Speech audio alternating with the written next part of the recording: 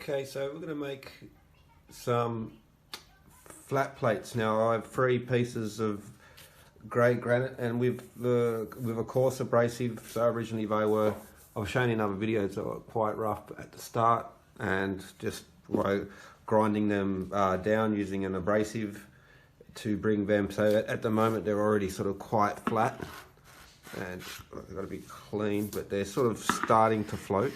But maybe not quite floating yet. You can notice that they're floating the suction cup effect. They're flat enough that they're pricking.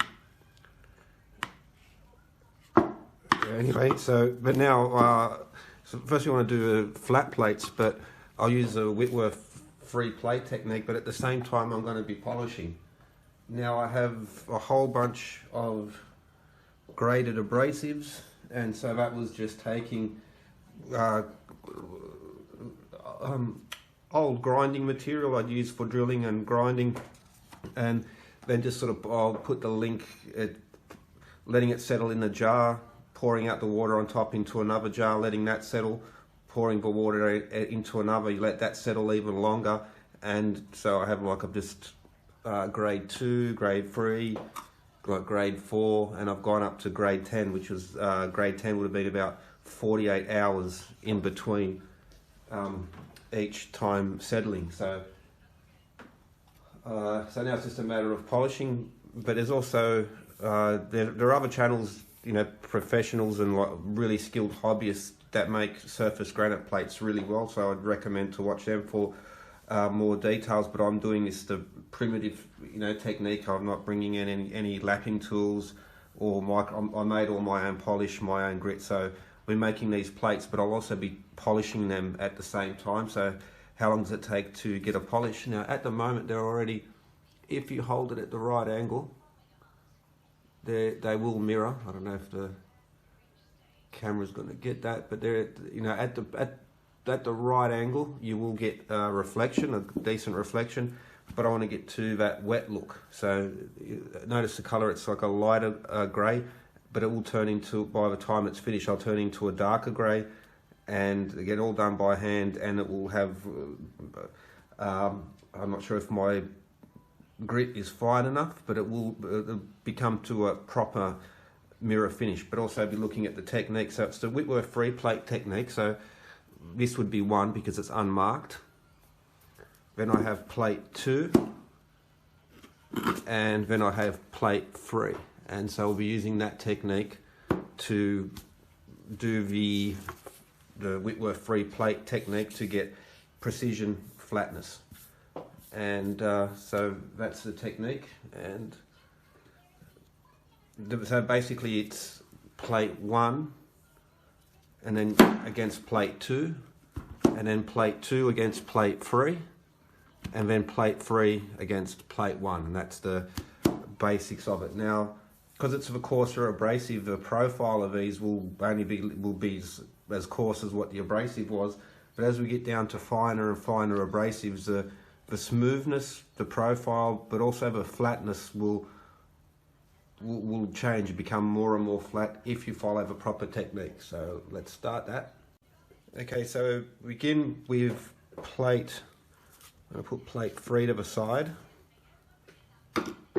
and so plate 2 will be on the bottom, because first will be plate 1 versus plate 2, and then it'll be plate 3 versus plate 2, and we start.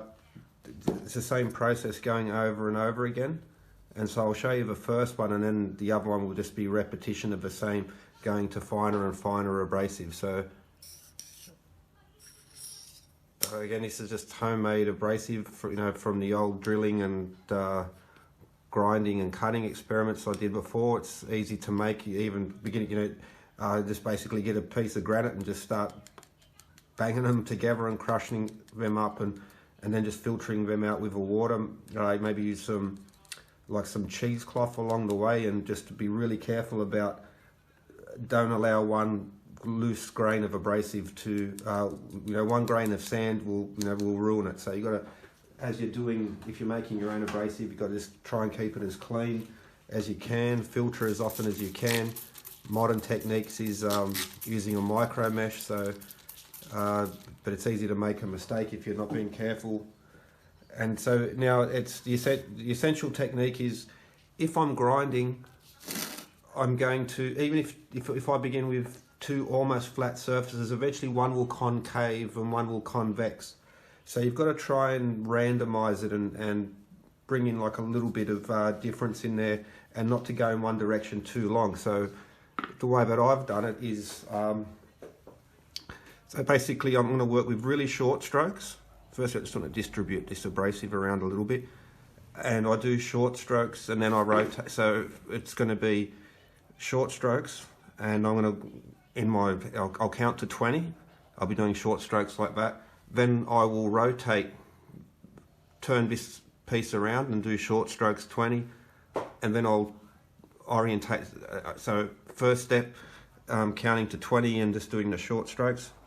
1, 2, 3, 4, 5, 6, 7, 8, 9, 10, 11, 12, 13, 14, 15, 16, 17, 18, 19, 20. Now, because I'm doing it by hand, it's not going to line up perfectly, so this slight overlap on one side will begin to affect it. So as I'm doing those strokes, I'm also like moving it from side to side and trying to counterbalance that. Now, after I've done those 20, what I'm going to do is reverse the plate. So now go and repeat the same. I've just spun it around 180 degrees. 1, 2, 3, 4, 5, 6, 7, 8, 9, 10, 11, 12, 13, 14, 15, 16, 17, 18, 19, 20. Now I'm going to do the same, but what I want to, let me move this to the side. So now I want to rotate, and I'm going to work in this direction doing exactly the same. But firstly, again, I'm always going to be rotating. And so 1, 2, 3, 4, 5, 6, 7, 8, 9, 10, 11, 12, 13, 14, 15, 16, 17, 18, 19, 20. Now I'm going to rotate and do the same. 3, 4, 5, 6, 7, 8, 9, 10, 11, 12, 13, 14, 15, 16, 17, 18, 19, 20. Now, just because I'm just illustrating it, I'm not sure if it's actually advisable, but what I've also been doing is, once that's completed, now I would repeat that step twice over. So I'm just showing it once, and then I would end with, again, it's starting to get a little bit sticky, so just a touch of water. And then I just do one, I count to 10, 3, 4, 5, 6, 7, 8, 9, 10. Very light pressure when I do that. 1, 2, 3, 4, 5, 6, 7, 8, 9, 10. So that's the basic technique. Now I would do that and then repeat that particular cycle over, but I'm just going to jump ahead for the moment because we began with plate 1. This is plate 2, and so the next step is to go plate 2 to plate 3. So add just a little bit of abrasive, again not very much at all. You don't, because it's just going to get squeezed off the side, but this needs to be a light layer. That was a mistake I made a lot in the earlier ones, was firstly too much grinding and too much abrasive.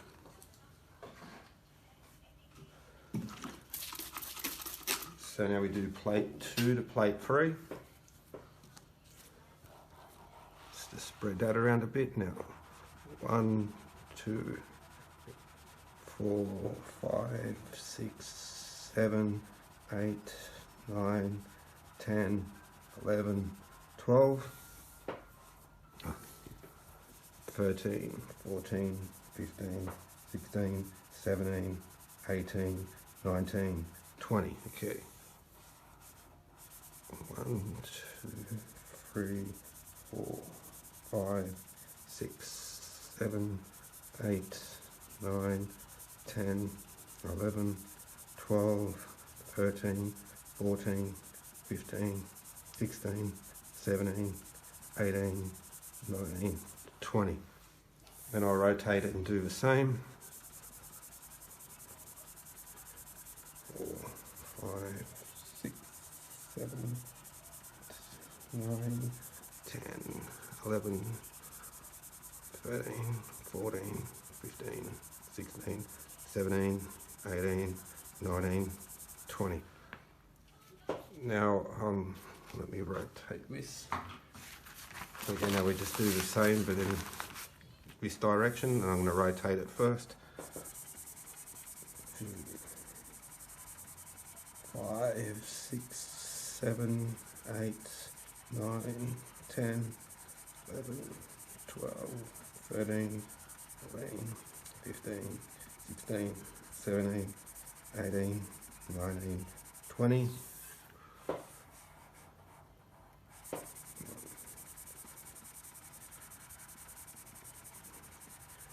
6, 7, 8, 9, 10, 11, 12, 13, 14, 15, 16, 17, 18, 19, 20. And then I'm going to do 1, 2, 3, 4, 5, 6, 7, 8, 9, 10. Okay, so now the next step would be plate 3 to plate 1, which was the original one, and then you would have completed the cycle. I would repeat that again, but I'm just showing the method rather than put it up. But so basically each, say 20, 30, 80, 90 seconds per one times 3 to, so 200, so 2.5 minutes for each stage, and then I would double it up, so 5 minutes for each stage. And I'm going to do 10 stages, so it would be 50 minutes of actual work all up, and then we'll see how high the polish is. Already very reflective. If you like I showed in some earlier videos, in 10 minutes you can, from a honed surface, you can get it to a mirror surface if it's held at the right angle, like the Barabar Caves, which are, so that's not, they're neither flat nor mirror finish, but same method.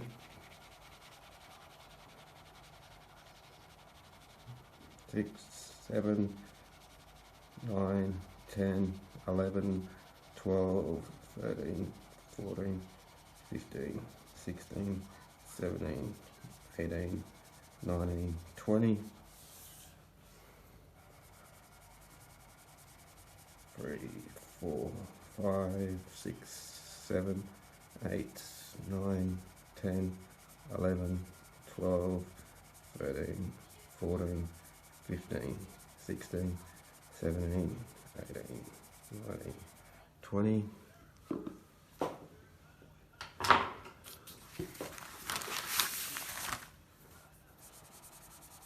2, 3, 4, 5, 6, 7, 8, 9, 10, 11, 12, 13, 14, 15, 16, 17, 18, 19, 20. Rotate. 4, 7, 8, 9, 10, 11, 12, 13, 14, 15, 16, 17, 18, 19, 20. And then 1, 2, 3, 4, 6, 7, 8, 9, 10. Oh, so actually would be 100 seconds. Because I should always, if you're doing one, you should always rotate in the other direction. 2, 3, 4, 5, 6, 7, 8, 9, 10. And so that's now one complete cycle. We've gone from plate 1 to plate 2, plate 2 to plate 3, and then plate 3 to plate 1. Now I would repeat that, but I'm not going to, that's each step. So I'm going to go to the next level of abrasive and repeat that, rather than, you know, you want to watch me count to 20 for 50 minutes or whatever, however long it takes, 60 minutes. And I'll just do little jumps in along the way just to show the progress, because I'll clean them up and then we can compare the original light grey and see how it gets steadily darker with each step. Make sure that's all in camera. Okay, so that's the process, pretty simple. Bit of elbow grease, and again, I showed on the other ones, if I was using a larger plate, it would take exactly the same amount of time. I'm just using these smaller ones because I'm going to keep a couple and then give one to a friend so he can use a flat plate in his workshop. And that's it, yeah. So now repeat the process and with some updates along the way. So now halfway through the process, stage 5 of 10, but you can already see now they're coming quite dark. I need to take some snapshots of that as well. So, and it's starting to get the wet look. So it's becoming quite dark, it began quite light, and we're getting the wet look now. Even at the beginning, I showed in other videos, now you can get like a very camera, because I've got a double light, got the light on the camera, but let me turn that off. Okay, so you get the camera. Well, now you can see the mirror reflection. The camera captures a bit more glare than what you would see by eye, but you can see on the left hand side the mirror effect, but that's because it's at that angle. But if I swap it around now, so now I have the light from behind, well, there you can see the light starting to reflect, and I'm holding it flush with the camera, so now I'm starting to get a true mirror, not the other type, a false mirror. And so that's halfway through, and so again going towards the wet look.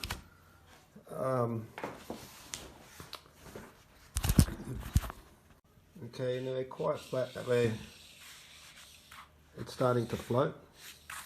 And this one, I've got a bunch of dust off that, but there's still a few blunt spots.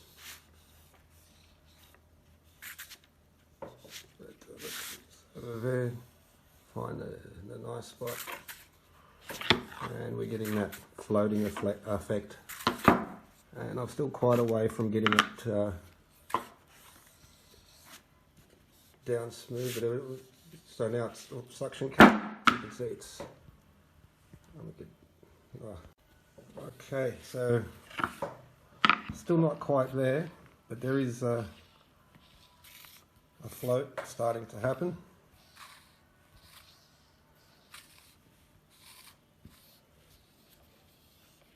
Okay, there I can feel now it's getting suction cup effect. It's completely dry, so it's a air effect going on there. So very, very flat. Here's a few, so lifting it up at some points, and it is getting that spin, but then it's catching up on this point where it sticks.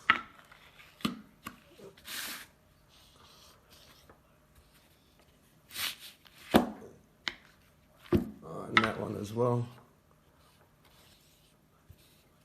Okay, so a bit more work to do there. I can hear a bit of dust underneath. It has to be, get it really clean to do it properly. But yeah, it is floating.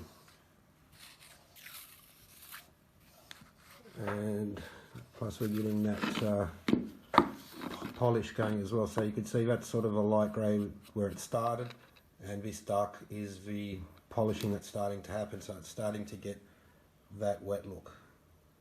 And we get a really,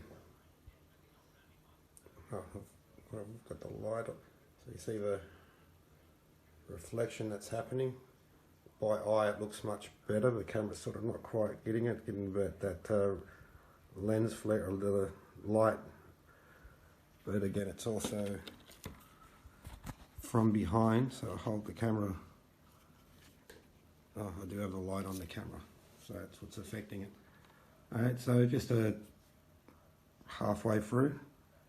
Again, even that you can see that the light from the camera is starting to reflect on the stone itself, and so we're getting towards that mirror stage.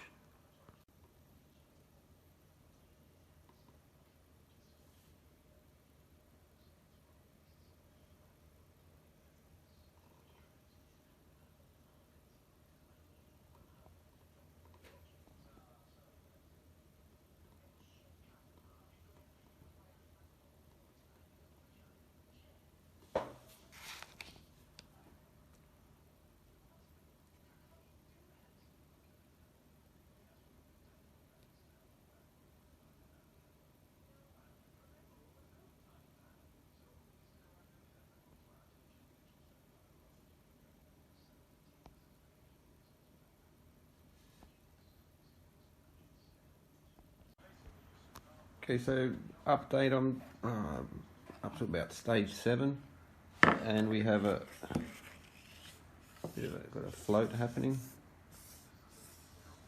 It's a bit dusty, so each time I do it I have to clear off. I can feel the sand, the grit, a bit of a dusty environment, and that mucks up with the float.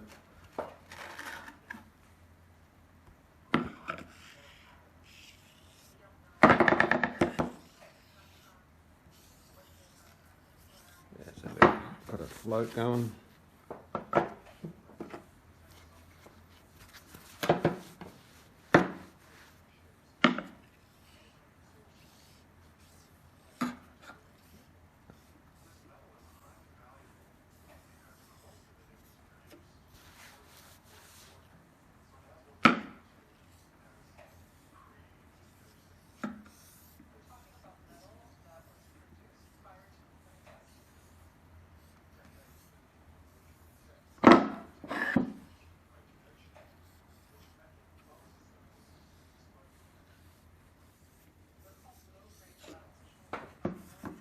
But the point is, so if we do that, again, that I need to turn off the lamp. Okay, so it's important to get them really clean, because I've got some dust floating in the air and that affects it. But we started, they're flat enough that they're starting to get this float effect, and it's quite pronounced. Again, if I clear off all the dust, it's much better, and even just it's going to start to interfere with it. But that's that floating effect. Gives an idea of flatness. You know, if I get the glares, okay, now the glare on the camera, but you can see the reflection there. So, but that's that angle effect again. That's not really a true mirror. That's what I need to do is, if you get the light behind, so now we're starting to get that reflection. So now we're getting towards like a proper mirror effect, because that angle reflection, again, not really a true mirror. It's a bit of a trick that's sort of used, you know, lost high technology type of stuff. But to give you an idea, so I'm starting to get what's called the wet look. So if I compare these, now let's go back to another plate. So that's the colour that the stone looks normally. Here's another example. So that's how it started off. It's quite rough. From like it's been sort of cut, you can still see some of the cut marks. A minor polish. Now even that minor polish, if I honed, it's not even really polished, and again you'll get at the right angle you get a reflection, but that's just to show the status of a polish. So that's the wet look. Now what I mean by that is if where's my water? There it is. Okay, so this is completely dry. No water there, but if so now we're at that stage where we're getting to the wet look. So getting towards a true polish. So you can see the comparison there. Wet look, dry, honed, and the polishing effect. And I'll get a few more stages of polish to go, and getting that flatness closer and closer. Again, the little bits of dust in here that's settling down will affect it, but let's keep going. Okay, so I'll post a video on polishing these and making, the Whitworth free plate technique to make precise surface plates. In some earlier videos there was some discussion on what exactly is causing this, whether it's a electric effect, lack of friction, or an air effect. And there's a couple papers by Bernoulli and people studying the various research angles that Bernoulli was looking into, but I think I'm pretty positive that it's an air effect, because with you again, what you have is the floating effect. Have a that doesn't bump in there.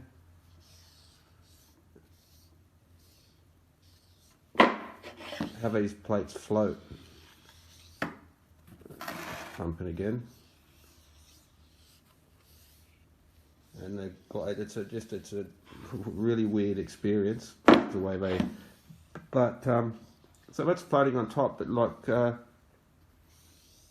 even if you see, even because the table's uneven, they will, let me get the dust off there.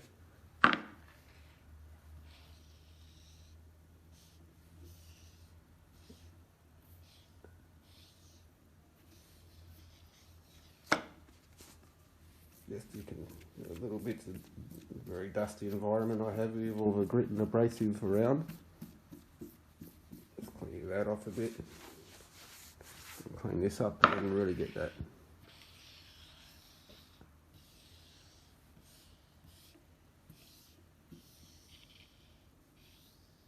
And because the table's uneven, if you get that sweet spot,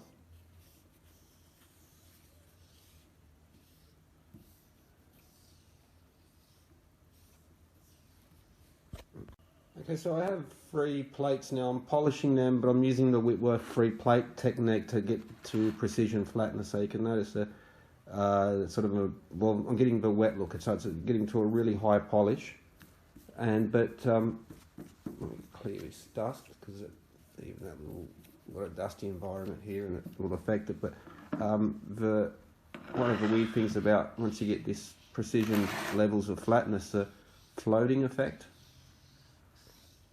And because there's the overall flatness of it, also the smoothness, so it's reducing the friction for one thing. But there was some in the comments of previous videos, and this was a discussion on what exactly is causing it. And I lent towards the air cushion effect, like a air hockey table.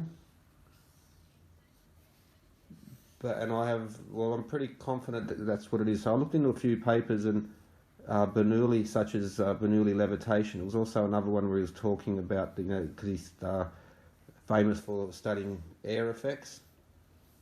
And this is why I think there's an air effect going in. There's an air cushion cord under there, because if I push down and sort of squeeze out most of that air, I can now pick up the plate. Okay, but it's so I can, well, actually might be a combination. I'm leaning more towards the air effect, but so I can get it to stick. It's still like it's floating even underneath there. So it's probably a combination of other factors as well, but definitely the air effect has an impact, because if it was an electric effect, they should be repelling one another. You would not be able to pick it up. So I think you can discount that one.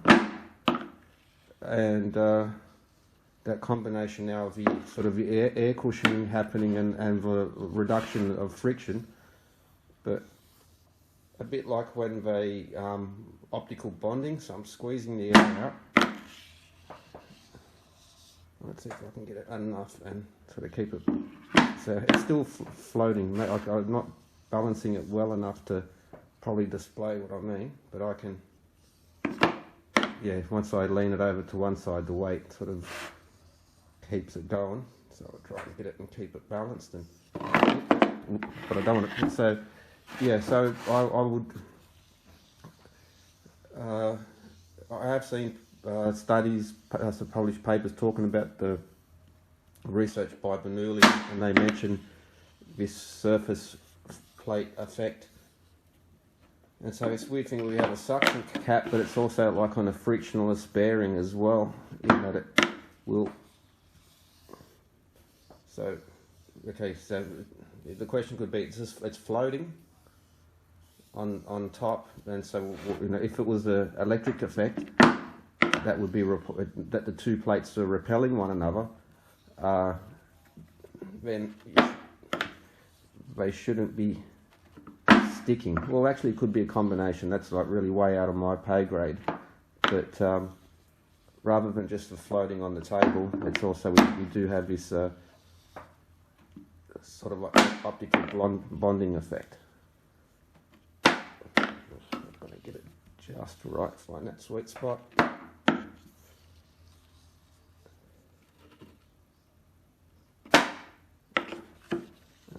This one's earlier. I'm probably getting a bit too much dust. Started to settle, but yeah. So I can use that lifting effect, and that would eliminate that the plates are floating because they're repelling one another. So there definitely has to be a component to this air cushion effect, especially when I push down, just like when they bond optical lenses. You squeeze out that air, and they stick. While I was grinding them, they are, and there's a bit of water underneath there. The suction cap is just incredibly strong. I ended up smashing it with a wooden mallet to try and take it off, and it ended up breaking the corners of the stone. That was how much force I needed to do to get it off. So I have to give them a good clean again. But yeah, there is definitely the air effect is one of the big factors that's going on in this thing, because it's not just about floating on top. I can again sort of squeeze it down and lift them up. Let me try on this one. Maybe it's a bit. I can feel the dust.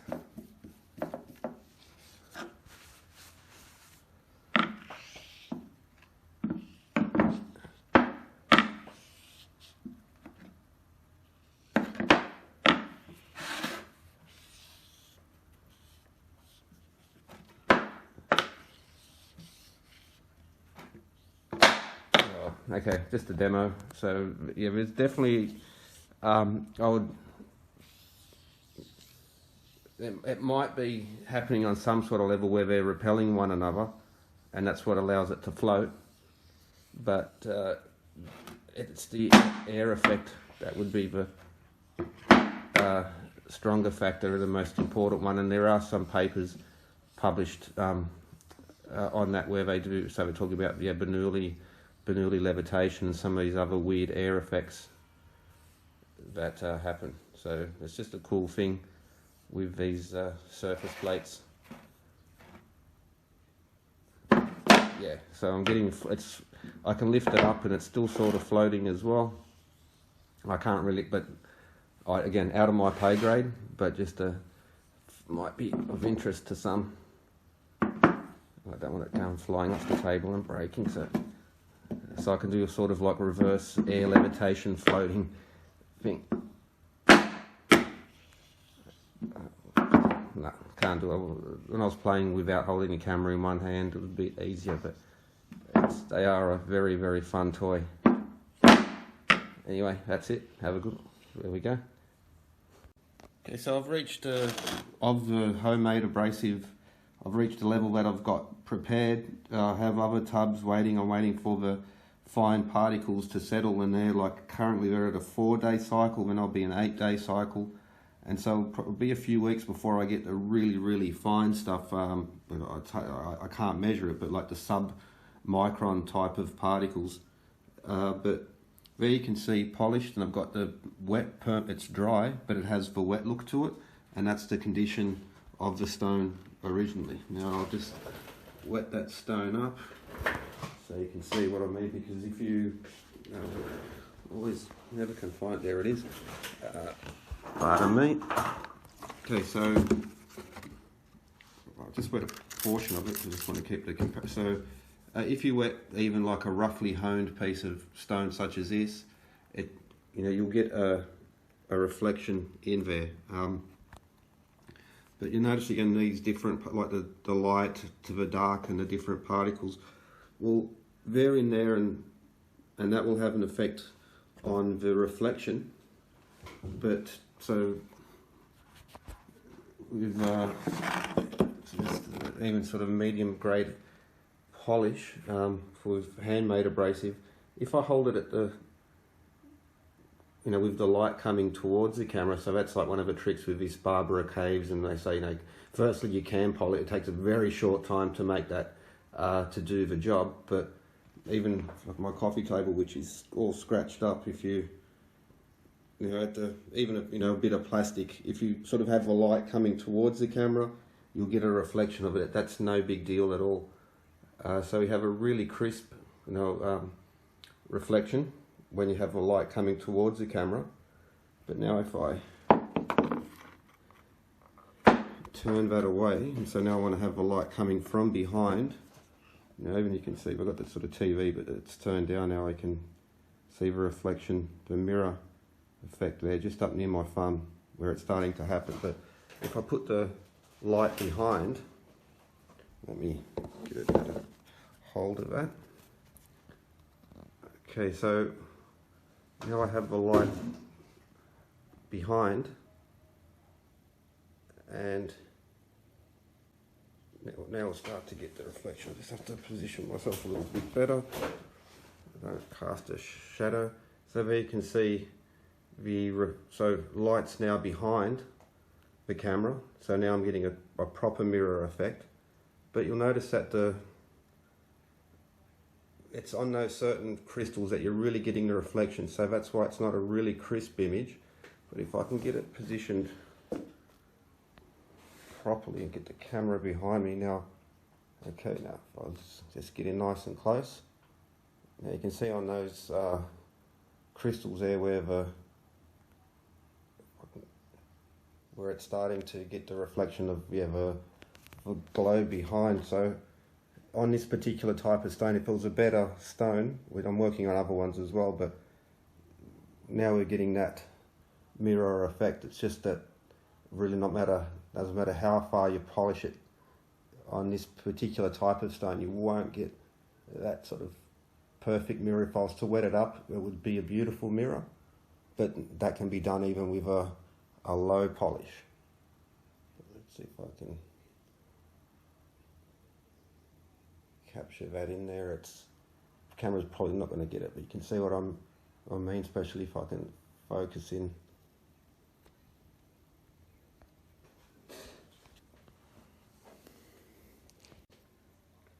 It's a bit better where I'm not obscuring the light behind. And can I get a good image?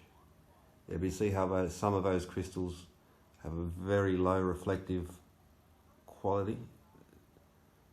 But actually, sort of make out the light shining behind, but so depending on the type of stone and the arrangement of these, if they're sort of larger or smaller, you'll get a better effect. But yeah, so now we have this reflection where the light from behind is being reflected back rather than that trick of using a very particular angle to get a very crisp. And again, even this one's, like, a big deal with the Barabar Caves when it comes to that type of, because again, even I show, like in earlier videos, I get a much crisper image. It takes about 10-15 minutes of polishing with sand, and now working towards a, okay, so if I hold it at, you can sort of see the TV screen reflecting, but it's giving that electric blue effect because of but again, it's how it's hitting some crystals and they reflect really nicely. It's actually a bit of a trippy effect.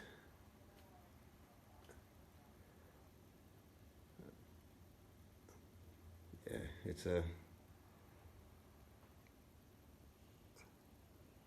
interesting little effect.